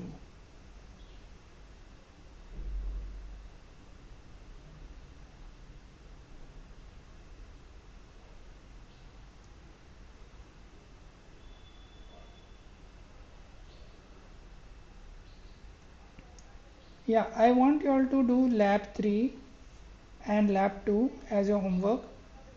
So lab 2 you need create a VPC and launch a web server, and lab 3 is about creating a EC2 machine. Um, so lab 2 and lab 3 will be your homework for this week. So what I wanted to do is, so that is your homework part, remember. And if you all don't do the homework, then it will be difficult to move forward. So if you want to, you have to be get those skills. You have to. It is going to not going to be easy at first. Things are not going to work at first, but that's okay, and that is why I am there, no. And so you have to use this time to upgrade your skills so that minimum this much you have to become better. Creating a VPC, creating a machine, creating IAM. So it's okay if you fail, but don't give up. Okay, so let us go through only knowledge checks for now. Ideally, I don't want to go through the knowledge check without going through the terms, but maybe just one or two questions.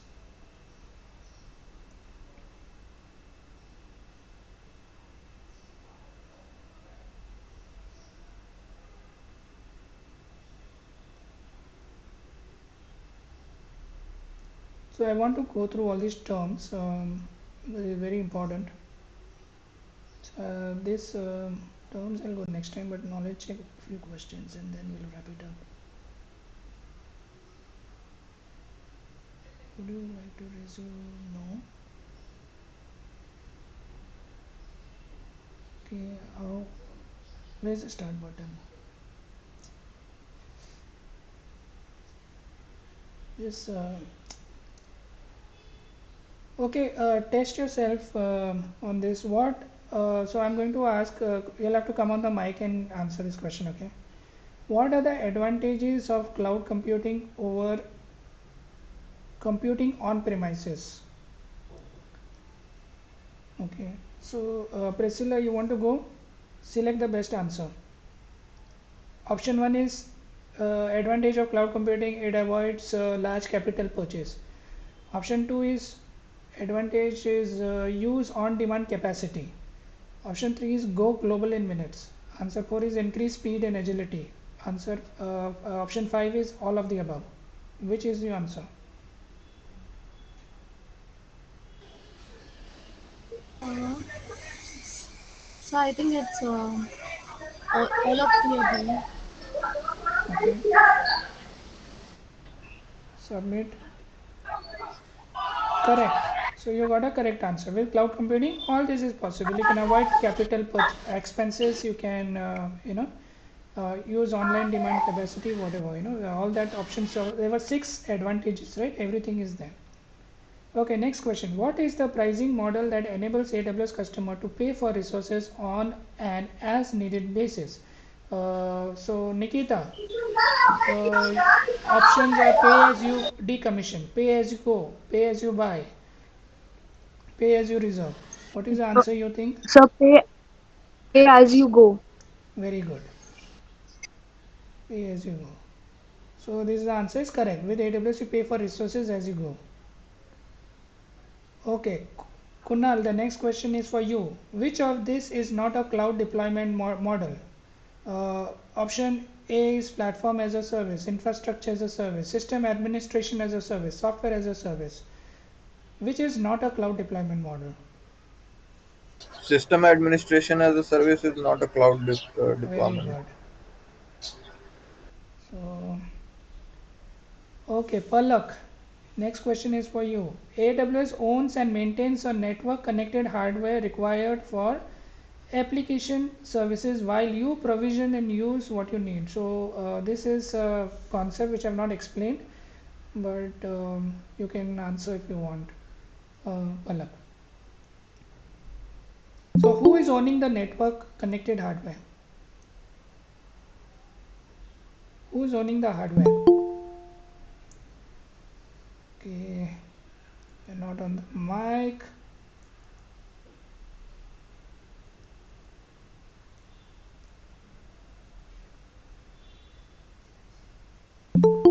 Well, okay, let me. I getting the ping sound. That means somebody's typing.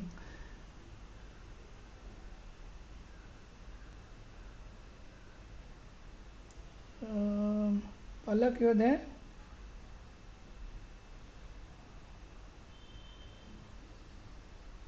Oh, Palak is not there.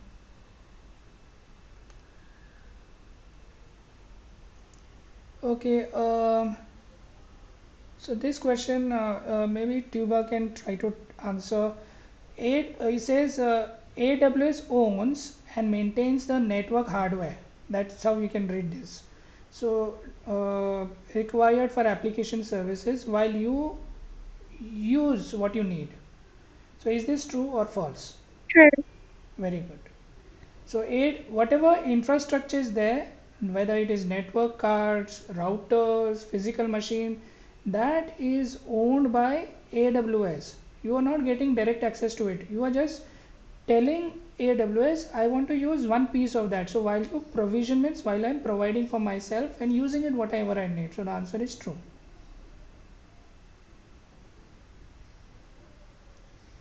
Okay, next question is for Nikita. Which of this is not a benefit of cloud computing over on-premises? This option A is increased speed and agility. Pay for racking. Racking means racks. Remember, stacking means all this hardware,